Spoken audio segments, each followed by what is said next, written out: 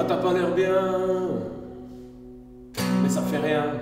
Pour parvenir à économiser 25 millions de francs par année, la ville de Bienne, endettée jusqu'au cou, attaque fortement le budget de la culture.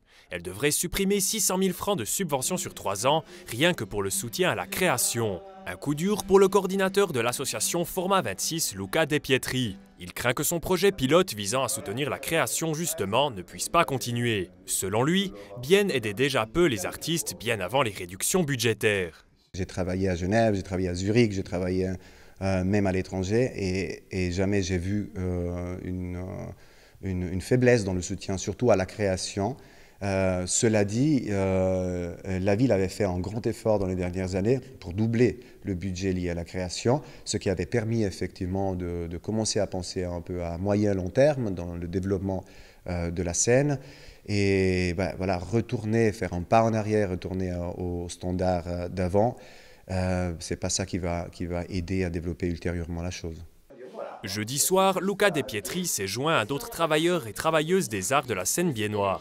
Ils comptent mettre sur pied une fêtière pour défendre leurs droits et exprimer leurs besoins à la ville de Bienne et aux politiciens. La compagnie Fract, dont je suis directrice, a employé l'année passée 30 personnes, dont nous sommes de petites entreprises.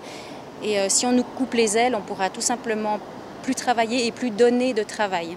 La diminution du budget alloué par la ville de Bienne entraînerait automatiquement une baisse des subventions cantonales à cause du principe de subsidiarité. Une problématique qui péjore doublement les artistes. C'est des gens qui vont se mettre en danger, qui vont continuer leur métier parce que c'est souvent lié à une passion et qui vont le faire avec encore moins de bouts de ficelle, encore moins de moyens et qui vont s'éreinter. Donc ça aura des conséquences pour le chômage, pour le social, pour la santé, pour ce genre de choses-là. Et puis indirectement aussi pour les habitants et habitantes de la ville qui verront les offres culturelles diminuer, réduites, de moins bonne qualité, moins portées sur le long terme et ce genre de choses-là. Oui, je pense qu'il y a un réel danger. Ouais. Daniel Schneider, le directeur de l'Assemblée des associations et des organismes culturels de Bienne, prend lui aussi les choses en main.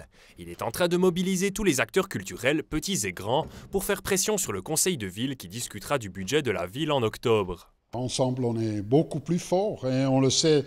Déjà en 2016, il y a eu Bienne pour tout qui a tourné le budget.